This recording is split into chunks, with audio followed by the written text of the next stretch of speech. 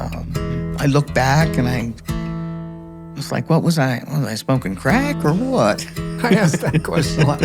What was something you would have changed if you were to do it now? I would have vetted employees better. I had an employee that went rogue on us and didn't pay our taxes. They were the bookkeeper and found out that, the IRS was going to seize my company. Oh my gosh. And, there's no ignorance of the law. It's your responsibility. But I had hired this person to do the bookkeeping and the payroll. I should have been more aware and I should have been on top of things. It's my responsibility. I own the business. So the IRS shut down everything. And I had to pay about $120,000 in fines and taxes. Oh, come on. Yeah. Hey, welcome to Voices on the Wind, a podcast about catching those ideas that whisk by our heads and turning them into what they are, something significant. I am Toby Lyles, and I'm Maverick Lyles. And I run an international podcast production company. We help people with their podcasts. We coach and consult with them to help them build and grow their podcasts. We do a lot of technical stuff here, a lot of audio work, a lot of wires happening around these places, computers, bits and bytes. How about you? Yep, I've got a brick and mortar logos, not bricks. Brick and mortar logos. It is a lot of bricks. It's a lot of bricks. It's a lot of bricks. It might be more truthful if you said bricks and mortar bricks logos. Bricks and mortar, yeah, yeah, for sure. Although there's no mortar. No mortar, but oh well. Yeah, I mean, I have a business pretty much just building Legos for Lego creations. We do logos, obviously. But, your cat and then your spouse and then you. And then we make about anything like that. Your boss. Your boss. Somebody's boss. Oh, yeah. that feels like a nice gift or a funny prank to me. It's either one. Either way, it's good. Either way, it's good. Yeah. Yep. Yeah, and we also have the newsletter. Yeah. And we have that too, which I'm pretty excited. Might share some Lego builds on there. And then we have primarily just going to have information, what we glean from the podcast, and a lot of just different thoughts on what we learned, along with, the next episode when it's coming out, so you can know in advance. So you're like, oh, there it is. And of course, we'll just have our own information. So stuff we've learned, then stuff we're interested in, share that with you, hopefully help enrich your life. We got and then, that's at VOTW.substack.com. So you just throw your email in there and you'll get it. Whammy. You'll get it. Hey, today we're talking with Mona Gamboa. Now, what's interesting, one of the many things that's interesting about Mona is, she started as a technical founder. So I am a technical founder, as you can tell by all the wires I just talked about. So my business I started because I was technical and I could figure stuff out for people. But how to grow the business, what about the bookkeeping side, how to hire, fire, that's a whole different deal. And that is, you can't just put two wires together and make that and solve that problem. So that's been a growth point for me. And Mona's similar. She was brilliant at the technical side and had to learn, like we all do, the business side. This is her story of how she learned the business side and was almost taken out at one point. It was a little scary for her, but she figured it out, and I really liked the way that she approached the challenge and how she thinks about challenge and failure. And I just, she doesn't say this in the interview, but she actually helps students. Right after our interview, a student came in, and she's coaching that student and helping her get into Ivy League schools. She does this all the time. And that's just who she is. So she's a really good person. I think you're going to enjoy this interview with Mona Gamboa. So we met at I don't even know what that was, some business meet. Yeah, it's a conference. A conference, there you go. And you said that you came from Texas to Wyoming and were just going to get a job as a software engineer, correct? Mm-hmm. But nobody in Wyoming was hiring.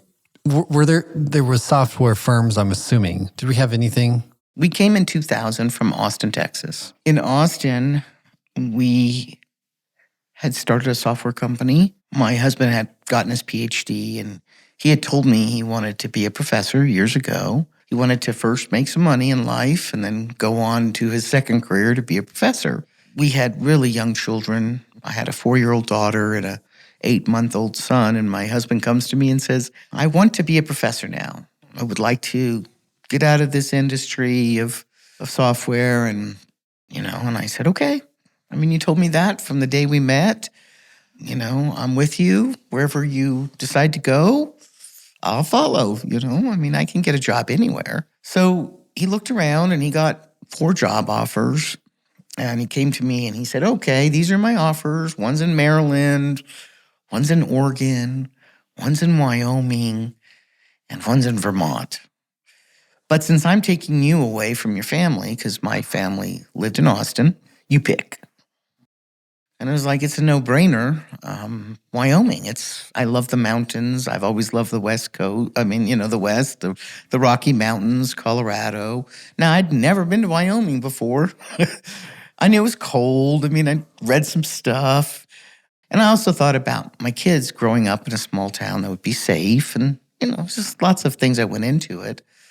But I thought for sure I'd get a job when I came here. It was like, I'm highly technical. I have a master's degree in computer science and mathematics, and I'm sure people will be throwing themselves at me.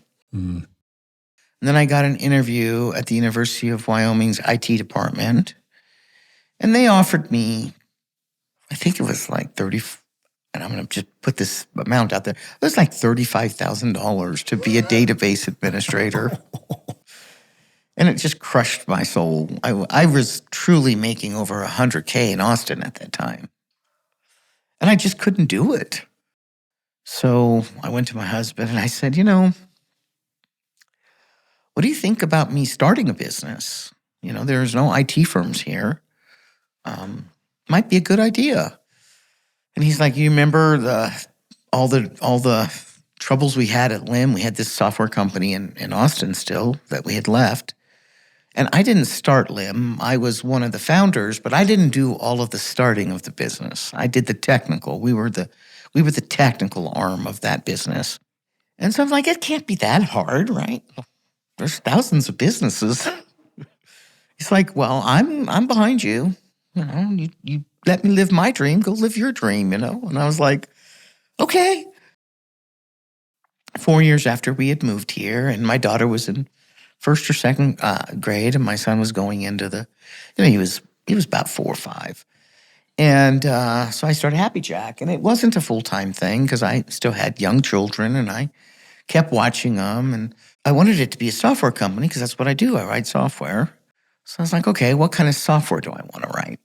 So I dreamed about it quite a bit and thought about it. And I thought, I'm going to build a really cool calendaring system. And at that time, there was no big calendars out there. And I thought, oh, this is great. So I had this whole design. I built this really cool calendaring. You could share your calendar. All the things you can do today. And the month I was ready to release it, Google Mail came out with Google Calendars. Oh my gosh. The month. So it was a disaster. Our first couple of years was a real disaster. By that time, my kids were getting a little older and they didn't need so much supervision. So then I thought, okay, what am I going to, I got to come up with another product to sell. But I also will write software for anybody who needs software, like mobile apps or web pages or, I can do all that stuff. So that's how I kept alive people come to me and say, I want to build this app or I want to build a application that's web-based and do all this stuff. And I charge them and, they were happy and tell other people about us. So we do a lot of custom software development and did that. And but I still wanted to build my own product. The big thing was I wanted to own a software product that had the model of recurring revenues. Yeah. And so I kept thinking about what would I do? How would I do it? And I didn't have any grand ideas. Then I hit upon a product that I wanted to build, which was an EHR, an EMR for senior living communities. It's mostly about assisted living homes, skilled nursing homes. And at that time, how'd you come across this? well, that was interesting. I had my grandmother who was in a assisted living at the time, not here, but in Austin. And so I'd go visit her, and they couldn't tell me what meds they gave her, what they were doing with her, what activities she did. I'd ask questions, and they just didn't have any documentation of what they did for her. And this was in the early 2000s. I'd be like, what medications has she taken today? Why does she have 17 medications? I've just asked questions. And it struck me one day, I was talking to one of the nurses, and she's like, yeah, we need an EMR. And I'm like, what's that? And she's like, so well, it existed. It existed. It was just so expensive for these smaller communities. So that is what made me think about it, really, quite honestly. It was a personal, I'd seen that what was needed in that community, but so I thought, oh, that would be a good product. I could be a middle tier provider. And so I started, that was the product I hit on after the Google Calendar mess. So I started building that product. And that took us about 3 years to develop. Started hiring more people. You hired people to develop it? Yes. I had a couple of programmers, then I hired some more. So you're hiring for something that you don't have revenue for I had yet. no revenues for it. So how I did you had hire put them? in about $600,000 to start the business. Okay. Is this from like business savings that you just had accumulated? I put in my own personal funds, They weren't from anything I had made. When I started Happy Jack, I put in $600,000 to start it. Your own personal Of my own personal money. That's a risk. It was a high risk.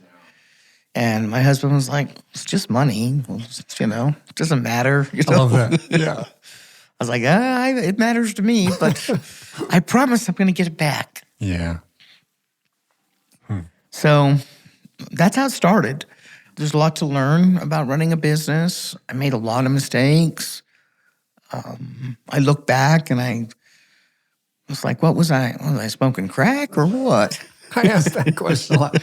What was something you would have changed if you were to do it now? I would have vetted employees better. I had an employee that went rogue on us and didn't pay our taxes. They were the bookkeeper and found out that, the IRS was going to seize my company. Oh my gosh. And, there's no ignorance of the law. It's your responsibility. But I had hired this person to do the bookkeeping and the payroll. I should have been more aware and I should have been on top of things. It's my responsibility. I own the business. So the IRS shut down everything, and I had to pay about $120,000 in fines and taxes. Oh, come on. Yeah. So those are mistakes that are big and bad that will bring down any company. I regret them, but in my mind, they were just part of the journey. Now today, I know how to check up on, I do the things that you're supposed to do as a business owner, trust but verify. And so that was one of the biggest lessons I learned in as owning a business was vet employees better and good, and trust but verify. You have to get your first client at some point. How did you start the ball rolling? I didn't even make money till like the third year. I lost money every year. That $600,000 helped me just get on my feet. It wasn't until the third year I was in business that I started making some, money. Everything else, most of it was just getting people to know. And it wasn't local either. It's not Laramie's going to be a town where there's 1,000 people needing software products. So how do I promote myself? I went back to Austin. I had a lot of friends and connections. I said, hey, I have this software company. Give us some work. So I went to bigger cities. Okay. Like conferences too? Or conferences. All right. Had a lot of friends in the software business, technology business. I still had owned the software company in Austin. My husband and I still owned this business. We didn't run it anymore, and we weren't the IT, but this still in Austin, we employed like 109 people. Wow. Okay. And I wasn't involved in it much, but, I went to my old connections and said, hey, I've started this business. Do you have any work? And so I would do work, pay my employees, but I never made. And I always wanted to have a product. I mean, the only way to, in my mind, if you're going to do services, there's services, and then there's the best way to make money is recurring revenue. Every month you know that you're going to get this revenue, right? And you have a product and you sell it and people want it and you keep growing it. And that gives you reoccurring revenue. And that model was new, but that was the model I really wanted for a business. Because, once I charged a customer X amount of dollars for their application, I don't have any more ways to go back to them for more money, right? I mean, it's done. Yeah. You do a service, you get paid for it. And you got to go find another customer. And you got to go find another customer. You got to get a service and you pay for it. So I always wanted a product. I knew this much, which was the best revenue model for me to grow and to build was to build a product and sell it and grow it. And so then the revenues, recurring revenues would happen. And that took a long time. That probably didn't even start kicking in revenues until 2009. Wow. So it took a long time. Was that scary? Like to throw all that money in there? Like essentially you're starting another business as I'm hearing you. In a way, it's a business on a business or an invest. Anyway, was that a scary Well, the leap? whole thing was absolutely terrifying. And it really was. I realized I don't have skills for this. I mean, at the beginning I was like, okay, I consider myself a smart person. But smart and, do you have the skills to do this is, different thing. And it was really scary when I realized, man, I need to really get better at this or I'm going to go under. I did get better at it. I really thought about it. I really realized, what you love to do, you're not going to be able to do. You need to run a business. And you need to let the people do the technology that you hire. Was that the big change? That was the huge change. It was like, I need to get out of doing what I love, which was writing software and, solving problems. And I need to solve business problems. What did that look like? The next day, did you just hand more over and sit there with an empty computer? And how did that transition look like for you? Well, it took about 6 to 8 months, but I started really focusing in on, okay, I got, Wyoming business taxes. I've got, I just took all of the business stuff. I got rid of any help that would help me run the business. Oh, so bookkeeper's gone. I outsourced. I'm sure you had an accountant. No, that's outsourced. Sure, okay. So I did have an accountant, but I didn't have a bookkeeper. I didn't have anybody to do the payroll. I didn't have anybody to file the paperwork. I got rid of all of those people. Your safety net, basically. Yeah, and I said, I've got to learn how to do this stuff. That's got to be scary. It was petrifying. I took it as a challenge instead of as a failure. Failure is an option. People always are scared to fail. Failure is an option, and it's not the dirty word that people make it out to be. I failed, but I took it as a challenge. Okay, are these papers more smarter than I am? I need to know what's going on in my business and how I'm going to make the payroll in 6 months to keep the doors open, pay the rent, keep the lights on. This isn't something that, there's just not an infinite amount of dollars in the bank that I can. And so I made business my focus instead of technology. And I hired people to do the technology and I focused on the business. I mean, I had to be the bookkeeper. I didn't know what a credit or a debit was. Yeah. Yep. And so here I am, spending, 2 hours a day reading up on QuickBooks, calling customer support, Okay. learning how to do debits and credits, learning how to, do things that a business person should do. And I always just tell everybody, get some very good mentors, understand what you have to do, and spend time on your business.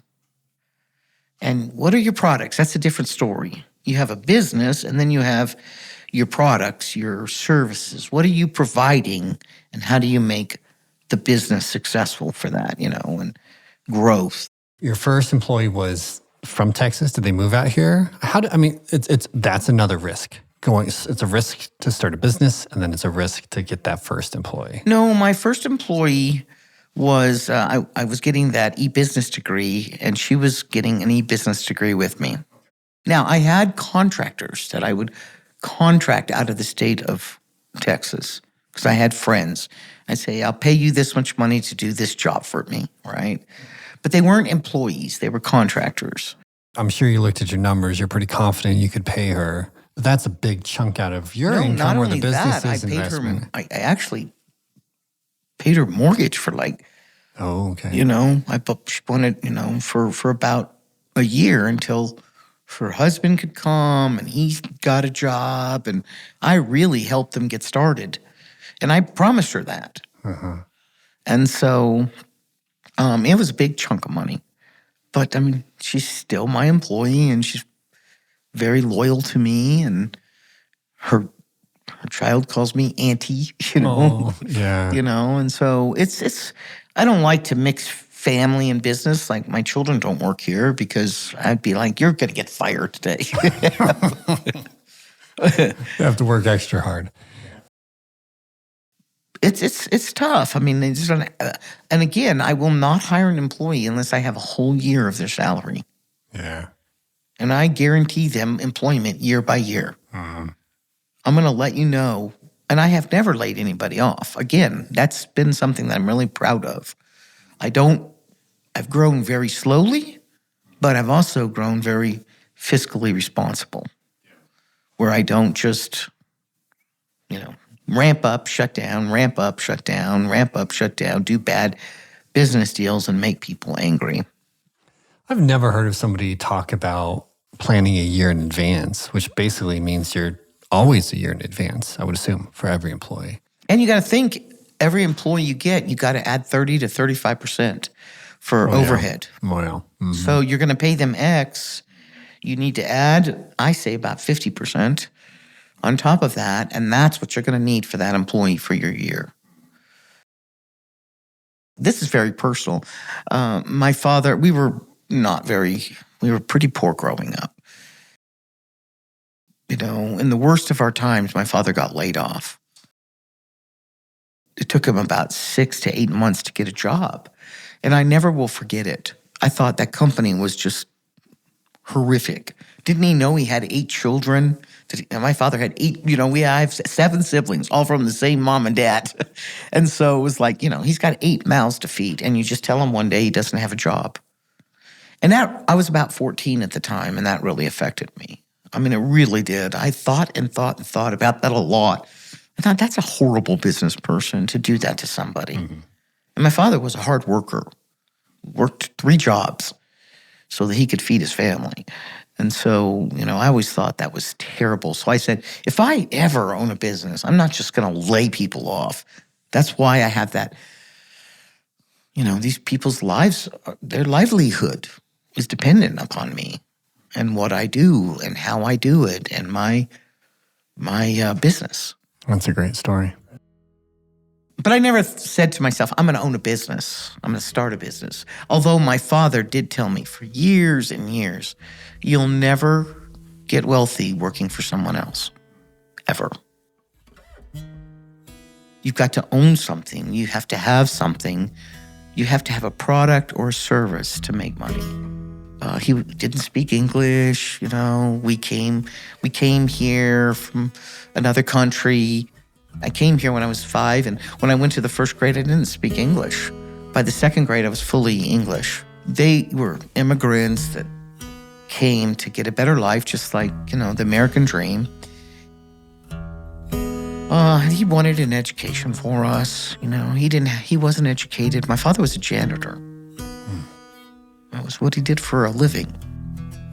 And so he packed everything up and came to America. Mona, thank you. That was really rich. I took so much away from that, and love your generous heart, love your diligence, and I just love that you were like, you essentially fasted from the technical stuff, and were like, I'm not, that's probably the wrong way to say it, but you just threw yourself it's immersion therapy. If you're going to learn Spanish or any language, you just throw yourself in that culture. And you threw yourself in the culture of business and learned it. And of course, are incredibly successful now. So I like that. Yeah, I thought that was cool. Had a lot of good, like how to go into business. You're like, I don't really know it, but I'm going to do it anyway. I thought that was really cool. And next episode, we've got a finale surprise. I have a very special guest on, and I'm pretty excited. I mean, all of our guests are special, but it's a surprise. It's the finale. So that's pretty exciting. And then thank you guys for joining us, and we'll see you guys next episode. Happy sailing.